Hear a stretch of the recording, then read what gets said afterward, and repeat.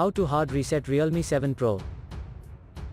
Step 1. Firstly, turn off the smartphone by pressing the power key for a few seconds. Step 2. After that, hold down volume down and power buttons for a couple of seconds. Step 3. Release all keys if the Realme logo pops up. For further detailed guide, please check the link in the description. There you will find further steps on how to hard reset your smartphone. For further detailed guide, please check the link in the description. There you will find further steps on how to hard reset your smartphone. For further detailed guide, please check the link in the description. There you will find further steps on how to hard reset your smartphone.